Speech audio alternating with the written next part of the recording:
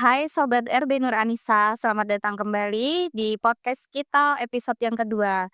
Perkenalkan saya Bidan Wahyuning Novilasari. Pada episode kali ini kita bersama narasumber kita Dokter Gigi Mami Pratiwekti.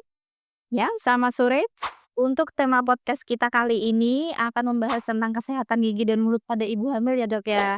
Sebelumnya bagaimana kabar dokter hari ini dok? Alhamdulillah sehat. Ya, alhamdulillah. Ya Dok, ini begini ya Dok, kadang kan pada ibu hamil itu terdapat berbagai macam masalah. Terus kan juga ada masalah pada kesehatan gigi, bahkan kadang, sekitar mulut pada ibu hamil.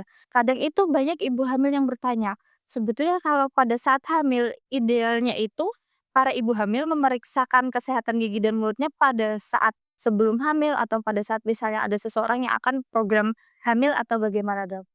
Ya, baik. Pertanyaannya panjang ya. Iya itu. Selamat sore sobat RB Nur Anissa. Di sini saya, hanya ingin sedikit berbagi ilmu, berbagi apa yang saya ketahui tentang menjaga kesehatan gigi untuk ibu hamil. Kebetulan di sini, klinik Nur Anissa adalah klinik yang biasanya digunakan untuk ibu-ibu hamil periksa dan melahirkan, betul nggak? Iya. Untuk ibu hamil pada saat mereka hamil, itu kan mengalami perubahan hormonal, Iya, ya, betul dong. naik turun secara hormonal, hormonnya mengalami naik dan turun estrogen dan progesteron, seperti itu. Nah, untuk kondisi di rongga mulut atau mungkin, penyakit-penyakit gigi selama kehamilan itu sebenarnya banyak sekali.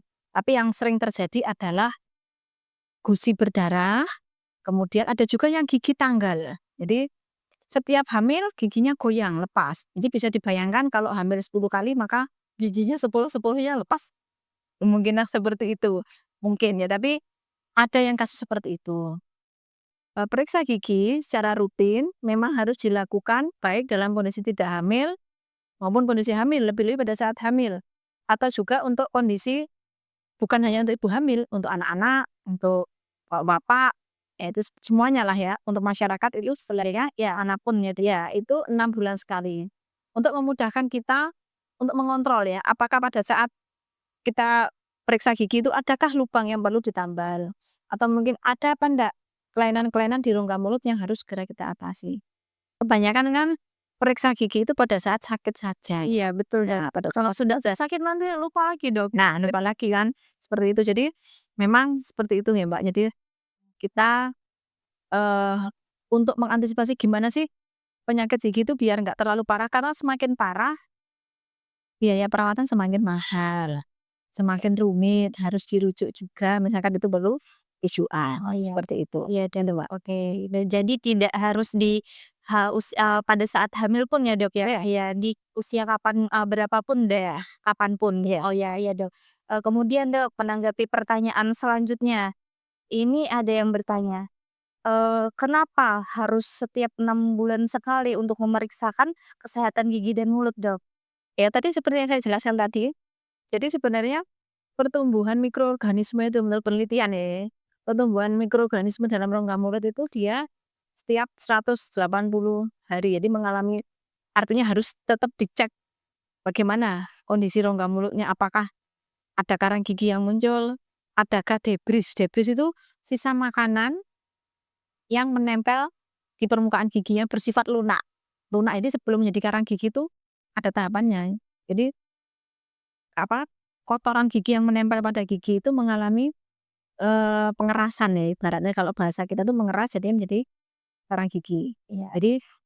Jadi dalam 180 hari itu berarti 6 bulan ya. Jadi mikroorganisme dalam rongga mulut itu sudah mengalami, perubahan-perubahan, makanya dicek gitu apakah ada kelainan, apakah ada lubang yang harus segera ditambal. Seperti halnya ini ya, nanti bisa di-shoot ya.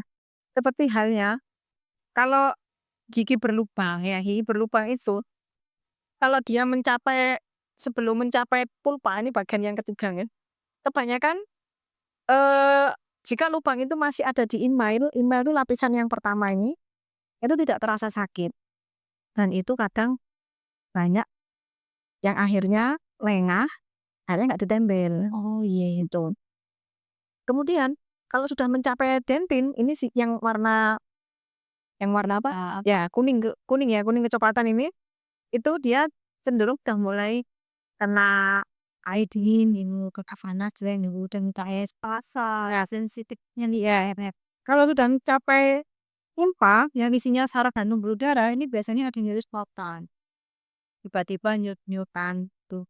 Itu kadang kebanyakan pasien itu datang pada posisi, sedangkan kalau sudah perawatan yang sudah sampai pulpa ini itu agak rumitan, harus perawatan saluran akar juga.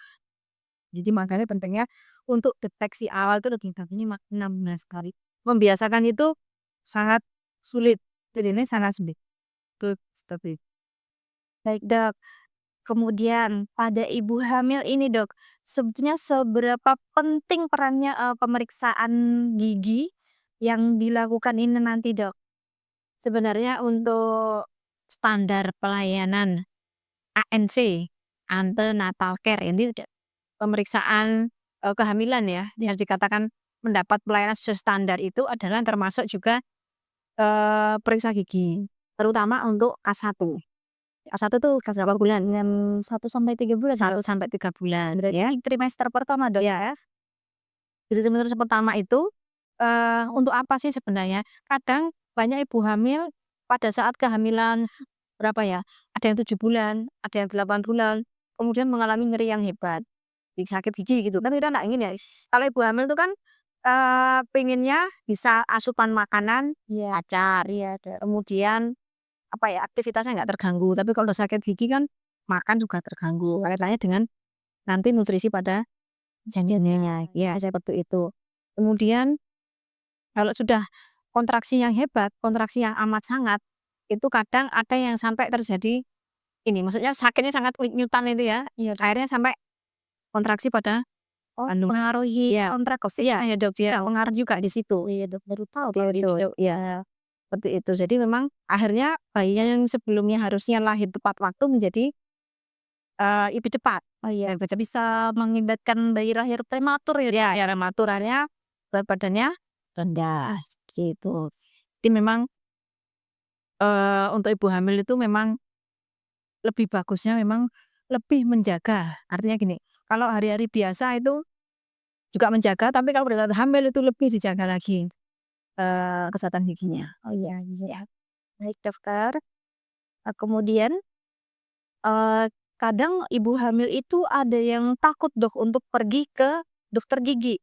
Nah, sebetulnya ini bagaimana, Dok, penyampaian dari dokter bahwa kalau perawatan untuk ibu hamil ini rongga dan mulut itu, terutama gigi itu sebetulnya aman begitu, Dok? Ya, untuk perawatan gigi itu memang aman untuk ibu hamil di semester 2. Misalkan mau dikambal, mau, scaling, membersihkan karang gigi itu lebih aman di semester 2. Untuk pencabutan seperti apa? Untuk pencabutan memang sebenarnya dihindari ya selama hamil, Iya, Dok. karena dikhawatirkan adanya, pengaruh, anestesi ya, pengaruh anestesi kecuali kalau memang kondisinya infeksi infeksi yang sangat, meluas gitu, misalkan bengkak yang sangat besar, artinya kondisi darurat. Tapi itu pun harus konsultasi dengan DSOG, Oh, dengan spesialis ya, spesialis kandungan ya, Dok, ya, kandungan, seperti itu. Kalau masalah ibu hamil takut periksa, itu sebenarnya kalau takut periksa itu bukan hanya penyakitnya ibu hamil, tapi penyakitnya, yang masyarakat yang luas juga, ada yang mungkin dengar suara burungnya, iya, atau mungkin punya trauma apa dengan dokter gigi, akhirnya jadi takut, tuh. Bisa untuk sebenarnya aman, aman untuk ibu hamil melakukan perawatan, kecuali kalau misalkan mau membersihkan karang gigi, sangat banyak gitu kadang ada yang sampai kelelahan, maka harus diistirahatkan dulu. Jadi nggak boleh perawatan yang sampai membuat ibu hamil itu kelelahan, itu. Itu ya. Iya, iya, Dek. Baik, Dok. Baik, Dok, dari sekian banyaknya permasalahan rongga dan mulut serta gigi pada ibu hamil, Dok, ini kasus-kasus tentang penyakit yang sangat sering dialami ibu hamil itu apa saja, Dok? Atau mungkin ada kasus yang baru-baru ini terjadi, bisa jenengan sampaikan, Dok? Ya rata-rata sebenarnya untuk ibu hamil itu, kebanyakan pada gusi berdarah biasanya. Coba saya tunjukkan gambarnya. Nah, kira-kira seperti ini. Nah, jadi ada kondisi tertentu yang sampai seperti ini. Ya, ada yang ekstrem ini ya, mengalami pembesaran gingiva seperti ini. Nah, jadi gampang sekali berdarah. Kenapa sih kadang pada ibu hamil itu seperti itu? Karena perubahan hormonal tadi ya. Perubahan hormonal tadi mempengaruhi reseptor. Reseptor itu bahasa gampangannya itu jadi gusinya jadi lebih peka. Nah, lebih sensi. Iya. Ya, lebih sensitif ya. Positif. Ya, walaupun sebenarnya bukan semata-mata kehamilan menyebabkan langsung seperti ini enggak, tapi dipengaruhi juga kondisi lokal rongga mulut. Kondisi lokal itu apa? Oh, kondisi gigi-giginya kotor, itu juga pengaruh. Jadi enggak semata-mata Karena hormon hamilnya ya. ya heeh, seperti itu. Jadi kebanyakan memang ada di kasus, gusi berdarah, yang saya tahu seperti itu. Gitu ya, Mbak. Terus pada saat, terjadi gusi berdarah itu Dok, tindakan paling pertama yang bisa dilakukan ibu hamil, itu kan pasti kadang ada di rumah Dok. Lah itu bagaimana Dok? Oh, maksudnya kalau misalkan sudah terlanjur seperti Iya, ini ya nanti seperti itu Dok. harus harus ke dokter gigi. Jadi ini kan apakah di situ ada karang gigi apa enggak, maka harus dibersihkan. Tuh. Nanti ditambah juga obat-obatan atau vitamin yang meredakan apa kan kondisi gusi berdarah seperti ini. Kemudian Dok, kenapa pada ibu hamil ini disarankan lebih banyak untuk mengkonsumsi makan makanan yang berserat? Apakah ini juga mempengaruhi Dok untuk kesehatan gigi dan mulut pada ibu hamil? Ya, sebenarnya untuk makan makanan yang berserat itu memang dianjurkan untuk semuanya. Tapi untuk ibu hamil kan memang dia harus punya asupan lebih karena kaitannya dengan janinnya. Gitu nih. Kalau kondisi HB harus baik. HB-nya harus berapa kalau ibu hamil? Di atas 12 Dok? Di atas 12, 13 ya? Di Iya. atas 12. Nah, berarti kan harus makan makanan ya selain daging merah juga sayur-sayuran. Seperti itu. Banyak sekali sebenarnya contoh-contoh makanan-makanan ya yang harus dikonsumsi oleh ibu hamil. Banyak variasinya ya Dok Dengan ya? variasi iya, makanan berserat. Karena nantinya memang sebenarnya apa yang dimakan oleh ibu hamil itu kan nanti akan menjadi perasa oleh janinnya, bener nggak? Iya betul Ya, Dok. betul ya. Jadi anak-anak yang nanti itu bayi-bayi yang akan minum ASI dari ibunya, itu dia akan merasakan macam-macam makanan yang dirasakan oleh ibunya. Ya, benar gitu nggak ya? Iya betul Dok. Tuh, ya. Nah, sebenarnya makanan berserat itu bagus untuk rongga mulut kenapa? Nah, ini ceritanya ya. Di rongga mulut kita, kalau kita makan makanan yang berserat itu buka tutup gerakan membuka dan menutup mulut akan lebih sering daripada misalkan kita makan mie instan, Iya iya Dok. makan apalagi yang gampang gampang dikunyah itu apalagi, Mbak? Apa, tepung-tepungan itu Dok? Tepung-tepungan ya, yang maksudnya Dikukus itu Dok? ya maksudnya makan makanan yang instan. Oh iya iya, instan lagi. Kalau makan makanan berserat itu membuat, gerakan menutup ya, gerakan mengunyah kita lebih aktif. Kalau lebih aktif, maka kelenjar ludah yang ada di sini, kelenjar parotis ya namanya, itu dia akan lebih lancar aliran, air ludahnya atau aliran salivanya. Fungsinya apa? Untuk self cleansing. Apa Mbak self cleansing? Pembersihan. Pembersihan alami. Ya. Jadi sebenarnya pembersihan alami sebenarnya, Tuhan itu sudah menciptakan rongga mulut kita tuh dengan lengkap, jadinya ada pembersihan alaminya, ya seperti itu. Asalkan memang, apa yang kita konsumsi itu sesuai, seperti itu. Nah, ya jadi kalau makanan berserat selain juga bagus untuk kesehatan, bagus juga untuk kebersihan gigi dan mulut. Kalau sering makan makanan yang lengket, terus makan makanan yang Instan tadi Dok? instan, makanya di sini, tidak berfungsi maksimal, gitu. Jadi, pembersihannya dalam rongga mulut tidak, maksimal, seperti itu. Makanya dianjurkan baik untuk ibu hamil ataupun bukan ibu hamil, untuk anak-anak juga, untuk gemar makan sayur dan buah. Wah, iya iya. Baik Dok, untuk menanggapi dari makanan berserat tadi Dok, dokter bisa menyarankan jenis-jenis makanannya apa saja Dok? Ya kalau makanan berserat kan sudah jelas ya, buah dan sayur Iya. semuanya sudah, berserat seperti itu. Intinya, eee, tidak makan makanan yang tidak tidak suka ya, bukan tidak suka, menghindari makanan yang lengket, manis, itu harus dikurangi. Iya Dok. Karena apa? karena itu menyulitkan pembersihan yang ada di dalam rongga mulut. Nah, seperti itu. Ya, apalagi oleh ibu hamil kalau kebanyakan makan makanan yang mengandung gula kan, maka apa, berat badan bayinya Oh, jadi bisa big ya, Dok, ya? ya anu, apa istilahnya, Mbak, makrosomia ya gitu. Iya. Rasanya kan gini kan lebih bahaya. Iya, bakal semuanya karya takutkannya diabetes pada anak-anak baru lahir ya? Iya, iya. Iya, seperti itu. Jadi harapannya memang selain buah dan sayur ini selain bagus untuk asupan janin, juga bagus untuk, eee, kebersihan mulutnya. Mulut dan gigi, iya, Dok. Baik, Dok. Untuk, tambahan, Dok, ya, ini kan ibu hamil nanti kan pasti melahirkan kan, Dok, ya.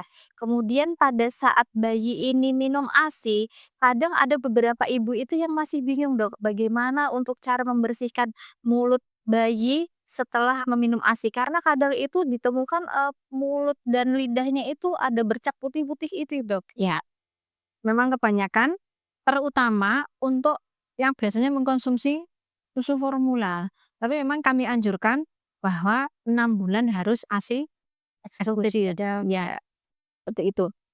Nah, untuk cara pembersihannya sebenarnya sangat mudah. Nah, seperti ini ya. Jadi bisa memakai kain kasa yang steril. Nah, steril harganya kan murah ya, kayak apotek itu berapa? Satu kotak itu mungkin berapa itu ya. Atau kalau misalkan nggak punya, jauh dari apotek, bisa menggunakan kain yang bersih. Direndam dengan air dipakai air hangat dulu, kemudian kita rutin membersihkan gusinya. Jadi dikelilingkan di gusi dan bagian lidahnya.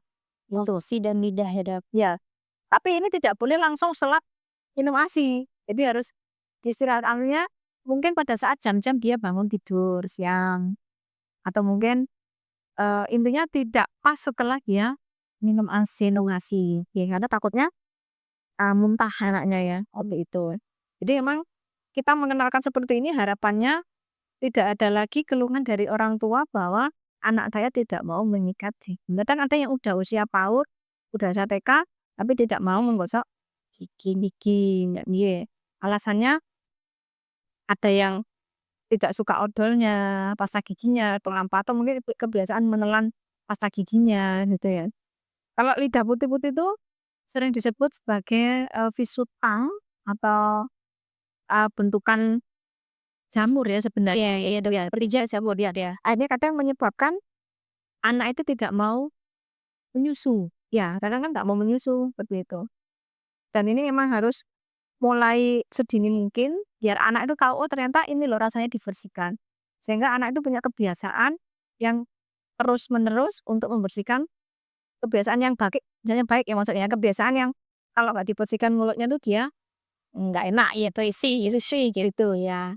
Jadi mengenalkan pasta gigi, ajak anak-anak untuk apa, memilih pasta giginya sendiri, memilih model sikatnya sendiri, sehingga pada saat, eee, diajak ke dokter gigi juga tidak rewel. Iya, betul. Nih, Berarti itu untuk membersihkannya bisa sehari berkali-kali, Dok? ya secukupnya aja. Secukupnya. Ya artinya 2 kali boleh, artinya jangan sampai tidak sama sekali.